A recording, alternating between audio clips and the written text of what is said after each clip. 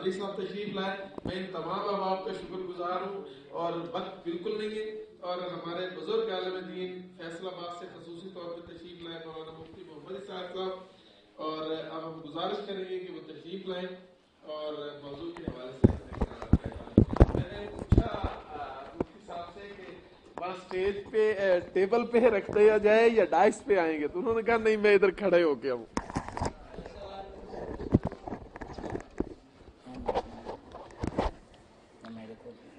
الحمدللہ رب العالمین والصلاة والسلام علی سید الاولین والآخرین وآلہ الطاہرین واصحاب المنتجبین. اما بعد، محترم حاضرین کرام، وقت بہت تھوڑا رہ گیا. اس موضوع پر میرے جو خیالات ہیں وہ آپ انٹرنیٹ اور ویب سائٹ پر سنتے رہتے ہیں. یہ موضوع اتنے تھوڑے وقت میں سمیٹا نہیں جا سکتا. آپ نے سب حضرات کی گفتگو سنی، مگر میرا جو انداز ہے نا اور جو میں نے اس موضوع پر تحقیق کی، اللہ کے فضل سے میں نے کمزور روایتوں پر انحصار نہیں کیا. جیسے کہہ رہے تھے علامہ صاحب کہ تاریخ میں ایسا آتا، تاریخ بھی ہم سب جانتے ہیں کہ بنو عباس کے زمانے میں مرتب ہوئی، وہ بھی بنو امیہ کے دشمن تھے.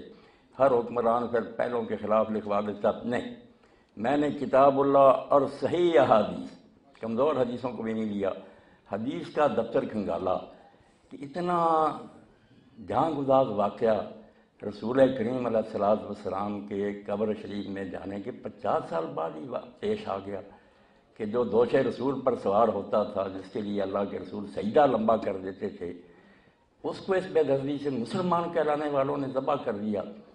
اور جب کہ وہ دیکھ رہا تھا کہ میرے ساتھ بہت تھوڑے آدمی ہیں اور یہ جمی جمائی حکومت ہے، میں اس کو بدل نہیں سکتا، نہ بدلا جا ہی سکا، تو وہ کیوں اٹھے؟ جب کہ لوگ کہتے ہیں لوگوں نے منع بھی کرتے رہے. بظاہر حالات ایسے ہی تھے کہ اٹھنے کا کوئی جواز نہیں تھا، مگر کوئی ایسا حال تھا جس کی وجہ سے انہوں نے محسوس کیا کہ اب خاموش رہنا جو نا یہ بہت جرم ہوگا، اسلام پر ظلم ہوگا. تو اس کو سمجھنے کے لیے نا جو باتیں آپ نے سنی وہ سب ٹھیک ہیں، مگر آپ یقین جانیں اس کو سمجھنے کے لیے جب کوئی شخص صرف یزید کے دور تک ہی رہے گا نا، اس واقعہ کو سمجھ نہیں سکتا. کہہ رہے یزید شرابی تھا، فاسق تھا، اتنی بات نہیں تھی. وہ شرابی زانی بھی ہوتا تو یہ کوئی اتنی قیامت نہیں تھی، پہلے بھی لوگ شراب پیتے تھے. مصیبت یہ تھی کہ قرآن اور حکومت کا ساتھ چھوٹ رہا تھا. قرآن الگ ہو گیا تھا، حکومت الگ ہو گئی. میرے محترم ساتھی کہتے ہیں لوگ نماز پڑھتے روزہ رکھتے تھے، ان چیزوں کا انکار نہیں، وہ حکمران بھی کرتے تھے، کوئی انہوں نے علانیہ انکار نہیں کیا ان چیزوں کا. مگر وہ علامہ اقبال رحمۃ اللہ علیہ بات، ملا کو جو ہے ہند میں سجدے کی اجازت، نادان یہ سمجھتا ہے اسلام ہے آزاد. جب تصور یہ رہ جائے کہ نماز ایک شخص پڑھے شراب نہ پیے بس دین ہے، تو پھر کیا کربلا کی سمجھ آئے گی؟ نہیں.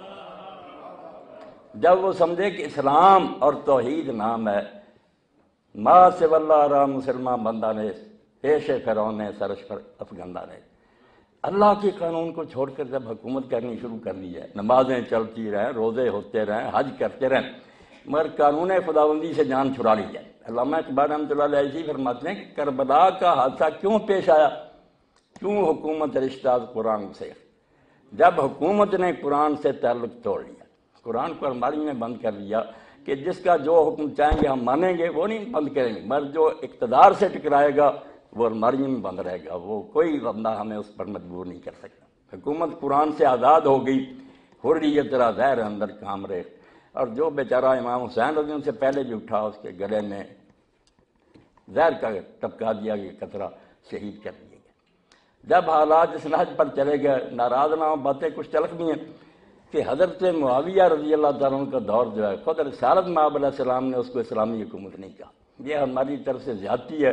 وہ ٹھیک ہے رسول اللہ پر ایمان لائے، آخر دور میں آپ کے ساتھی ہیں، رشتہ داری بھی ہے، سب ہے، مگر جو ہے نا ان کی وجہ سے حقائق نہیں تبدیل ہو سکتے. اللہ کے رسول علیہ السلام نے صاف فرمایا کہ میرے بعد جو ہے نا صحیح طرز کی حکومت ہو، 30 سال ہے، ثم یکون ملک نذور، پھر ظالم بادشاہ تھے، ٹائرنٹ کنگڈم کہا اس کو. اب ہم صفائی دیں کہ نہیں حضرت معاویہ کی حکومت ٹھیک تھی، یہ رسول اللہ سے ٹکر ہے. آپ کہہ رہے ہیں کہ وہ ظالم حکومت ہوگی، بادشاہ کا دور ہوگا. اور اس میں جو تبدیلی آئی اس کو سمجھیں. اور یزید کے بعد جس پٹڑی پر امت چل پڑی، رکا نہیں سلسلہ، بدتر سے بدتر آئے. مگر امام حسین رضی اللہ عنہ نے اس وقت ایک یہ اختلافی نوٹ لکھ لیا اور اپنے خون سے لکھا کہ مسلمان جو کر رہے ہیں یہ اسلام نہیں ہے، یہ امر المسلمین ہے، کرتے رہیں، میں اس کو تبدیل نہیں کر سکتا۔ مگر جیسے ایک جسٹس اپنا اختلافی نوٹ لکھتا ہے کہ یہ کام غلط ہو رہا، اور لکھنے والا وہ تھا جو وارث رسول علیہ السلام تھا، اس لیے اس کا فتویٰ امت نے ایسا قبول کیا کہ آج تک امت میں کوئی حضرت معاویہ رضی کو خلیفہ راشد کہنے والا پیدا نہیں ہوا۔ سب نے تسلیم کیا کہ واقعی وہ حکومت تھی، مسلمانوں کی تھی، مگر اسلام کی نہیں تھی۔ یہ برکت ہے امام حسین رضی کی، جس کی وجہ سے اقبال کہتے ہیں کہ قرآن اور کربلا کیوں کٹھے ہیں؟ رمز قرآن حسین آمد حسین، قرآن کی رمز تو حسین سے سمجھ نہ آئی، زیاد سے وہ شعلہ فروخت۔ اس کے بعد جہاں بھی کوئی انقلاب کے لیے اٹھا، کسی نے اسلامی نظام کے لیے کوشش کی، تو یہ چنگاری اسے امام حسین رضی کی عادت سے نصیب ہوئی۔ تو امام نے اپنے اقدام سے دو چیزوں کو، اسلام اور امر المسلمین کو الگ کر دیا کہ مسلمان جو کرتے رہیں اس کے ذمہ دار یہ ہیں، اسلام الگ ہے۔ میں تھوڑے وقت میں صرف ایک بات آپ کی خدمت میں عرض کروں گا کہ یہ یزید کے دور سے پہلے امام حسین رضی پر جہاد فرض ہو چکا تھا۔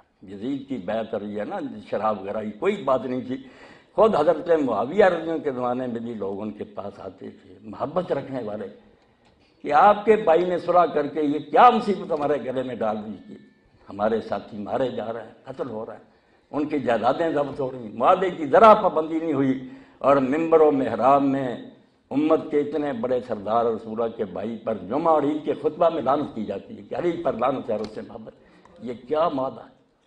تو امام حسین رضی اللہ یہی کہتے رہے کہ میرے بھائی نے ایک معاہدہ کر لیا۔ سورہ حسن پر بھی میرا خطبہ سنیں، شیعہ سنی بھی نہیں سمجھ سکے کہ حسن نے یہ سورہ کیوں۔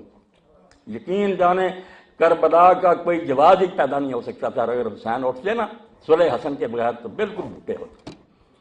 ہموار اس کام کے لیے حسن کی سورہ دے دیا کہ فری ہینڈ دے دیا۔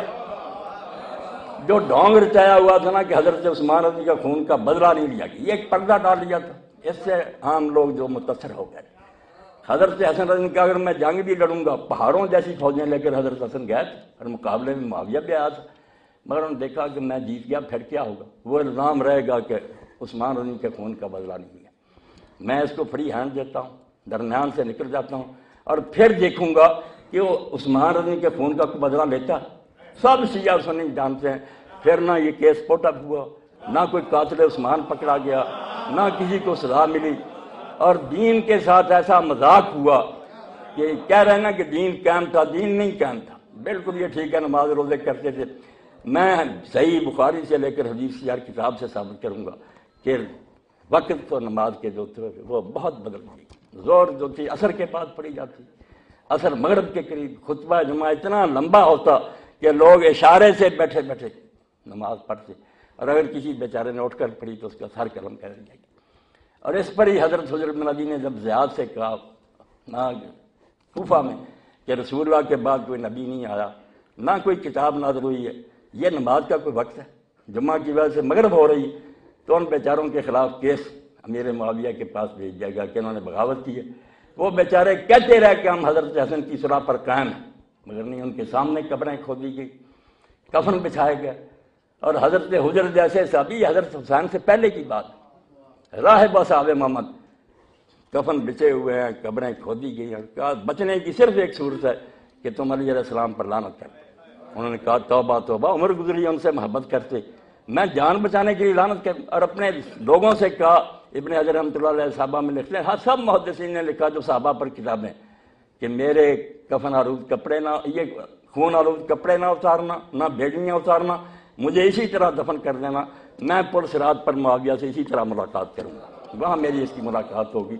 اسی لیے جب لوگوں نے پوچھا کہ متى ذل الناس، لوگ کب ذلیل ہوئے، کہا ہینا مات الحسن، پہلی ذلت تو مسلمانوں کو اس نے نصیب ہوئی جب حکومت چھوڑنے کے باوجود حضرت حسن علیہ السلام کو زہر سے شہید کیا گیا، اور اس پر خوشی منائی گئی۔ یہ حضرات بیٹھے ہیں، میں حدیث کا حوالہ دوں گا، مسند احمد اور ابو داؤد شریف نکال لیں، وہاں دربار میں حضرت معاویہ کے مقدام بن عمادی کربر کو ساتھی گئے تھے حکومت جس کے پاس، تو حضرت مقدام سے کہا انہوں نے معاویہ نے کہ تجھے پتہ حسن ابن علی فوت ہو گیا، تو انہوں نے انا للہ و انا الیہ راجعون کہا، جو دین کہتا عام آدمی کی موت پر کرو، تو تو امیر معاویہ نے کہا تو مصیبت ہے کہ حسن کا مرنا کوئی افسوسناک بات ہے، اور درباری بولا جمرات نطفا اللہ، وہ تو ایک آگ کا انگارہ تھا جو خدا نے بجھا دیا۔ اس وقت حضرت مقدام نے کہا حسن کے مرنے کو میں مصیبت نہ سمجھ، رسول اللہ کی گود میں ہوتا تھا، حضور فرماتے تھے میں اس سے محبت رکھتا ہوں، اللہ تو بھی اس سے محبت رکھ، تم کہتے ہو اس کا مرنا کوئی افسوسناک ہی۔ تو اس پر کہا ابو اسحاق سبیعی نے کہ ایک ذلت تو مسلمانوں کو اس دن نصیب ہوئی کہ نواسہ رسول زہر سے شہید کیا گیا، اور اس کے مرنے پر یہ کہا گیا کہ اس کا مرنا کوئی افسوسناک بات ہے، وہ تو آگ کا انگارہ تھا جو بجھا دیا گیا۔ کسی کو اس میں شک شبہ نہ، میں تاریخ کا حوالہ نہیں دوں گا، یہ ابن اسیر وغیرہ سب ناقل ہیں حدیث کی کتاب میں، اور کہوں گا کہ ان کو پرکھ کر دیکھ لو، اگر ضعیف ہے روایت میرے منہ پر مارو، کچھ خدا کا خوف کرو۔ حضرت معاویہ کا دور جو تھا، حضرت حسن شہید ہوئے، بعد میں بدھ یا زیاد، جس کے بارے میں علماء نے کہا کہ علانیہ جو شریعت کا حکم توڑا گیا نا، جیسے آئین کی خلاف ورزی ہوتی، باقی بہانوں سے بات ہوتی تھی، علانیہ حضور نے فرمایا تھا کہ الولد للفراش وللحائر آہر الحجر، کہ زنا سے کوئی بیٹا پیدا ہو تو وہ حلالی بچہ نہیں ہوتا۔ زیاد کو گواہیاں لے کر کہ میرے باپ ابو سفیان نے زیاد کی ماں سے زنا کیا تھا، یہ اس سے پیدا ہوا تھا، میرا بھائی ہے، وہ زیاد بن عبید کہلاتا تھا، اس کو زیاد بن ابو سفیان بنا لیا، اور اس نے اور اس کی اولاد نے جو خدمت پھر ان کی کربلا بھی عبید اللہ ابن زیاد، اور بعد میں زیاد کو حرامی کو بھائی بنایا، اور اس پر صحابہ کرام نے صحیح مسلم اور بخاری دیکھیں، صحابہ سے پوچھا ابو بکر رضی اللہ عنہ سے، سعد بن ابی بکر، تم نے رسول اللہ سے سنا نہیں کہ جو باپ بدلے اللہ نے اس پر جنت حرام کر دی، یہ کیا ہو رہا؟ انہوں نے کہا یار کیا کریں، بے بس یہ یزید کا دور نہیں، یہ حضرت معاویہ کا دور ہے، زیاد کو بھائی بنایا گیا۔ اور تیسری بات یہ کہی گئی وہ کوترا حجر بن ابی، حضرت حجر بن ابی جن کا بھی واقعہ سنایا کہ بیچاروں کو علی پر لعنت نہ کرنے کے باعث اور نماز دیر سے پڑھنے کے باعث قتل کیا گیا۔ 3 واقعات بنائے کہ مسلمان تو اس دن ہی ذلیل ہو گئے کہ کوئی بس میں نہ رہا، حکومت کا جبر اتنا بڑھ گیا کہ علانیہ دین کے خلاف ہو رہا، کر کچھ نہیں سکے، اور ان لوگوں نے ایسی حدیثیں پھیلانی شروع کر دیں۔ امام ابن حجر کی فتح الباری دیکھیں، یہ حسین خون نہ دیتا علیہ السلام تو یقین جانے یہ دین بن جاتا۔ خلیفہ بنا ولید ابن عبد الملک، علماء آ گئے، انہوں نے حدیث سنائی کہ اللہ کے رسول علیہ السلام نے فرمایا توبہ توبہ ان اللہ اذا استرا عبدا الخلافہ، کہ جب اللہ اپنے بندوں میں سے کسی کو خلافت دے دیتا ہے نا، کتب له الحسنات، اس کی نیکیاں لکھتا ہے، ولم یکتب له السیئات، گناہ نہیں اس کے لکھے جاتے، اسے اجازت ہے جو چاہے کرے، صرف نیکیاں لکھی جاتی ہیں، گناہ۔ اس پٹری پر امت چل پڑی۔ یہ حدیثیں اس وقت امام زہری رحمۃ اللہ علیہ گئے تو ولید نے پوچھا یہ حدیث سنا رہے ہیں علماء ٹھیک ہے؟ انہوں نے کہا بالکل ٹھیک ہے، قرآن کہتا ہے سورہ صاد میں یا داؤد انا جعلناک خلیفۃ فی الارض، آپ بڑے ہیں یا داؤد علیہ السلام بڑے تھے؟ ولید سے پوچھا، اس نے کہا وہ تو نبی، اس نے کہا اللہ نے کہا داؤد ہم نے تجھے حکومت دی ہے، فاحکم بین الناس بالحق، لوگوں کے درمیان حق کے ساتھ فیصلے کرنا، ولا تتبع الہویٰ، اپنی مرضی کی باتیں نہ کرنا، فیضلک عن سبیل اللہ، اپنی خواہش نفس تجھے گمراہ کر دے گی۔ نبی کو کہہ رہا اللہ، تم کون ہو کہ تمہارے گناہ نہیں لکھے گا؟ تو اس نے کہا ان لوگوں پر لعنت ہو، یہ ہمیں گمراہ کرنے کو۔ اس وقت ایسا دین گڑنا شروع کر دیا، مگر وہ اسی لیے باطل قرار پا گیا کہ اگر یہ بات ہے نا کہ خلیفے جو ہیں ان کو استثناء حاصل ہے تو حسین نے خون کیوں بھر دیا، واسطہ رسول نے جان کیوں دی؟ یہ جھوٹ بولتے ہیں۔ اور اسی طرح لوگوں نے یہ بھی بات کہی، امام ابن حجر ہی لکھتے ہیں، ایک بنی امیہ کے حاکم نے کہا قرآن نے تمہیں ہماری اطاعت کا حکم نہیں دیا، ہم جو چاہے کریں، اولے الامر منکم قرآن کہتا۔ انہوں نے کہا نہیں، اس سے آگے ہی تمہارا یہ اختیار جو ہے نا یہ چھین لیا گیا، فَإِن تَنَازَعْتُمْ فِي شَيْءٍ فَرُدُّوهُ إِلَى اللَّهِ وَالرَّسُولِ، کہ اگر حکومت کا اور لوگوں کا جھگڑا ہو جائے تو فیصلہ اللہ رسول نے کرنا ہے، وہاں تک ہی تمہاری اطاعت ہے جب تم اللہ رسول کے تابع رہو، ورنہ نہیں۔ یہ میں مثالیں دے رہا ہوں کہ حضرت معاویہ کا دور اور بعد میں آنے والا دور بھی، اس کو پڑھیں حدیثوں کی روشنی میں، بالکل ہمارے پاس ایک نیا اسلام ہوتا، اور ہی حدیثیں ہوتی، اور ہی دین ہوتا۔ یہ حسین علیہ السلام کی بات ہے، کہتے ہیں علامہ اقبال، جب حکومت نے قرآن سے رشتہ توڑا اور آزادی کے گلے میں زہر کے قطرے ٹپکا دیے کہ بولنے نہیں دینا، جو بولے گا سر اڑا دیا جائے گا۔ یہی ولید بن عبد الملک جب حکومت پر آیا، جمعہ اس نے بہت لمبا کر دیا۔ ایک تابعی جس کا امام ابن حجر نے علیہ صاحب ذکر، اس نے بیچارے نے کہا کوئی نیا دین تو حضور کے پاس نازل نہیں ہوا، یہ نماز کا کوئی وقت ہے؟ اس کا جواب زبان سے بھی نہیں دیا، سپاہی اٹھے محل کے اندر لے گئے، اس کا سر قلم کر کے مسجد میں پھینک دیا کہ بولو جس نے بولو۔ اس لیے کربلا سمجھنا میرے بھائی تو حسین کو سمجھنا کہ قرآن کو کس طرح اس نے ساتھ دیا. یہ کہتے ہیں دین کا کوئی نہیں بگڑا, دین بگڑ رہا تھا, نماز روزہ نہیں بگڑ رہا تھا. وہ اب بھی بدماش حکمران کہتے ہیں ہم کعبے میں اتنی مرتبہ داخل ہوئے ہیں. یہ ظاہر کی باتیں جو صحیح اسلامی حکومت تھی نا, قرآن کہ اللہ کا قانون نافذ کرو, شریعت کے مطابق حکومت چلاؤ, نمازوں کے اوقات تبدیل. اور اسی کے زمانہ میں حضرت معاویہ کے افسوس سے کہتا ہوں کہ اللہ کے رسول نے یوں ہی نہیں کہا کہ وہ ظالم حکومت ہوگی. زکوٰۃ کیا لوگ پوچھتے جا کر حضرت ابو ہریرہ سے, سعد بن ابی وقاص سے, اسی کے دور میں فوت میں, کہ حکمران کو دیکھ رہے ہو کہ زکوٰۃ کے ساتھ کیا کر رہا, اپنے ساتھیوں پر صرف کر رہا, اپنے کپڑوں اور خوشبوؤں پر لگا رہے ہیں. تو حضرت ابن عمر اور ابو ہریرہ وغیرہ نے کہا اس سے وہ شراب بھی پی رہے نا اور خنزیروں کا گوشت کھا لیں, تم دیتے رہو, تم بری ہو جاؤ گے, یہ اللہ کے حضور بھگتے رہے. یہ باب ہیں حدیث میں چیپٹر کے کیا ائمہ جور جب ظالم حاکم بھی آ جائیں گے تو بیت المال کو کا حق دے دینا, تم بری ہو جاؤ گے, وہ غلط استعمال کریں گے, بھگتے رہیں گے. حج کے بارے میں کہہ رہے تھے میرے ساتھی کہ حج چلتا نہیں. ہم دیکھتے ہیں کہ حضرت معاویہ کے دور میں ترمذی شریف دیکھیں سب کتابیں, جس نے سب سے پہلے حج تمتع کو روکا اور اس پر مارنا شروع, قرآن کی نص تھی اور بڑی مشکل سے حضور نے اس کو رائج کیا. عرب لوگ حج کے زمانہ میں عمرہ کرنے کو افضل الفجور جانتے تھے کہ یہ بہت بڑا گناہ ہے, کہ یہ اللہ کے گھر سے کوئی محبت ہے کہ ایک ہی مرتبہ آدمی حج کرائے اور عمرہ کرائے, عمرہ الگ سفر سے کرنا چاہیے. حج حضور نے حکم دے کر کہا کہ ساری امت اس طرح بار بار نہیں کر سکتی, جو 48 میل کے اندر رہتے ہیں نا حرم کے قریب, وہ ٹھیک ہے افراد ہی کریں, مگر جو دور رہتے ہیں تمتع کریں. اور صحابہ میں سے کہتے کہتے یا رسول اللہ یہ کوئی حج ہے کہ ہم درمیان میں, آپ نے فرمایا نافرمان ہیں وہ لوگ. بڑی مشکل سے اس کو رائج کیا. سب سے پہلے جس نے روکا کہ یہ تمتع نہیں ہوگا اور اس پر لوگوں کو مارنا شروع کیا, کفر کا رواج بحال کیا. حدیث کی کتابوں میں دیکھیں آپ کیوں یزید تک رہتے ہیں کہ یزید فاسق فاجر, وہ بری بھی ہوتا تو جس پٹری پر امت چل پڑی تھی نا کہ حکمران جو ہے یہ بری ہوتا, اس کی اطاعت ہر حال میں لازم ہے. محدثین لکھتے ہیں حجاج بن یوسف جس کو حضور نے امیر کا, وہ بھی یہی کہتا تھا کہ حکمران حکم دے اس میں نیک و بد کا کوئی امتیاز نہیں, بس حکمران کا حکم ہے, وہ خدا کا حکم ہے. ایک نیا دین بن رہا تھا جس پر امام حسین رضی اللہ عنہ نے پھر سارے حالات دیکھتے ہوئے مدعا سلطنت بودے, کہتے ہیں لوگ کہتے ہیں کہ صرف سیاسی جھگڑا تھا. وہ کتنے حسین پاگل تھے, بوڑھے تو ہو چکے تھے, انہی سے رنگی. اگر ان کا مقصد حکومت ہوتا تو کوئی تبلیغ کرتے, لوگوں کو خط لکھتے, اکٹھا کر. مدینہ سے مکہ چلے گئے, کوئی سیاسی تقریر نہیں, کسی کو خط نہیں لکھا. راستے میں جو لوگ خود ملتے گئے ان کو علانیہ ایک سچے رہنما کی طرح بتا دیا کہ میرا کیوں ساتھ ہے, میں موت کی طرف جا رہا ہوں, کوئی فائدہ نہیں. لوگ چھٹتے چلے گئے, ملایا نہیں, کیونکہ ان کے سامنے کوئی جنگ نہیں تھی, کوئی جانتے تھے کہ میرے باپ کو دھوکے سے بس کر دی, علی ختم ہو گئے, حسن نے چھوڑ دیا. میرے پاس 20 سالہ اقتدار معاویہ کے بعد کون سی طاقت ہے میں اس کا مقابلہ کروں, مگر ایک طاقت میرے پاس ہے کہ میں میدان میں نکلوں, اپنی بہنوں اور بچیوں کو لے کر نکلوں.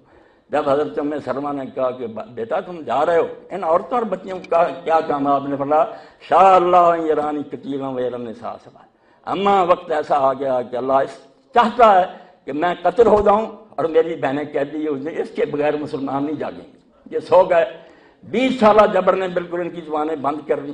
جب میں جان دوں گا تو میں کوئی عام آدمی تو نہیں کہ بس مٹی میں مل گیا لوگ بلا دیں. اسی وقت آپ دیکھتے ہیں کوفہ جاگا, وہاں توابون اٹھے, مختار اٹھا, ابن زبیر اٹھے, ہر جگہ بغاوت ہوئی. یہ حضرت حسین علی کا خون کا صدقہ تھا, امت کو انہوں نے لگا دیا. تو یہ واقعہ جو ہے اس کے لیے یہ تھوڑا وقت نہیں درکار, زیادہ تو میرے خطبے ہی لیں. جب تک پوری تفصیل سے حدیثوں کی روشنی میں آپ نہیں نہ سمجھیں گے کہ خلافت جانے کے بعد ملوکیت نے اسلام کے ساتھ کیا مذاق کیا اور بعد میں آنے والوں نے دین کے ساتھ کیا ٹھٹا کیا. ایک اشارہ کرنے کے اسلام پھر اس طرح مظلوم ہو گیا کہ ولید بن یزید بن عبد الملک جب خلیفہ بنا, اس نے علانیہ قرآن مجید کو ٹھوکریں لگائیں, ایک خیمہ بنایا, حج کا ارادہ کیا کہ کعبے کے سائز کے اوپر میں لگاؤں گا, وہاں میرے امیر وزیر بیٹھیں گے, ساتھ شراب کے مٹکے سے شام تھے, گانے والی ناچ رہے, کعبہ کی چھت پر. وہاں جا کر لوگوں نے سمجھا کر تو کرے گا, بوٹیاں تیری اڑنے بعد آ گیا, مگر زندگی الحاد میں, زندگی میں, کفر میں گزری. اللہ رسول کا مذاق اڑاتا رہا. ادھر چل پڑے تھے لوگ, حسین رضی اپنے خون سے اس کو روک نہیں سکا, جا رہا تھا چل, مگر دین میں یہ بات واضح ہو گئی کہ بے شک یہ جو کرتے رہیں یہ اسلام نہیں ہے, اسلام کے خلاف ہے. اسلام وہ ہے جو اللہ کی کتاب میں ہے. ان کا عمل جو اس کے ذمہ دار یہ ہیں اللہ کا دین ان کا ذمہ دار نہیں ہے۔ وآخر دعوانا الحمدللہ رب العالمین۔ اگر پھر موقع کبھی ملا یا آپ فیصلہ باز آئیں سن لیں، جس کو حوالہ درکار ہو حدیث کی کتابوں سے مسئلہ ہے، اللہ کے لیے نا حسین رضی کے قصے کو ایک قصہ نہ سمجھیں کہ وہ یزید کے ساتھ ٹکر ہوئی، ایک شہزادہ اٹھا، اس کی تیاری مکمل نہیں تھی، ہار گیا۔ معاملہ یہ نہیں، معاملہ یہی تھا کہ دین تو تھا نا، اس کے لوگ بالکل آزاد ہو گئے تھے، اور امام حسین رضی کے خون کے بغیر لوگوں کو سمجھ نہیں آ سکتی تھی کہ مسلمان جو کر رہے ہیں غلط ہے، سچ وہ ہے جو اللہ کی کتاب میں ہے۔ اللہ کا لاکھوں لاکھ درود اور سلام آپ پر اور آپ کی آل اطہار پر، آپ کے نیک اصحاب پر۔ وآخر دعوانا الحمدللہ رب العالمین، صلی اللہ تعالی علی خیر خلقہ سیدنا محمد وآلہ وصحبہ اجمعین۔ تشریف رکھیں اجتماعی دعا کے لیے۔ میں سید پر حسین شاہ صاحب سے گزارش کروں گا کہ تشریف لائیں اور اختتامی دعا فرمائیں۔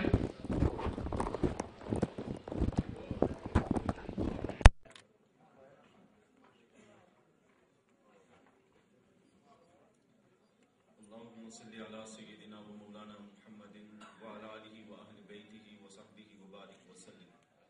ربنا آتنا في الدنيا حسنة وفي الآخرة حسنة وقنا عذاب النار وادخلنا الجنة مع الأبرار يا عزيز يا غفار يا رب العالمين. یا اللہ یا رحمان یا رحیم یا حی یا قیوم، اے مولا کریم اپنے حبیب کا صدقہ جمی امت مسلمہ کے حال پہ رحم و کرم فرما، ہماری ہر طرح کی بلیات کو، تکلیفات کو، مشکلات کو دور فرما، ہم سب کو اپنا رحم و کرم عطا فرما، اپنے حبیب علیہ السلام کی محبت، مودت اور غلامی کی نعمت عطا فرما۔ یا الہی اہل بیت اطہار کی عظمت سیرت کو سمجھنے کی نعمت عطا فرما، اور ان نفوس قدسیہ کے ساتھ محبت، مودت اور غلامی کی نعمت عطا فرما۔ آج کے اس سیمینار میں جو گفتگو کی گئی ہے، اس کے مطابق مولا کریم کربلا اور قرآن کے تعلق کو ہمیشہ ہمیشہ کے لیے اپنے ایمان اور عقیدے میں ہمیں شامل کرنے کی نعمت عطا فرما۔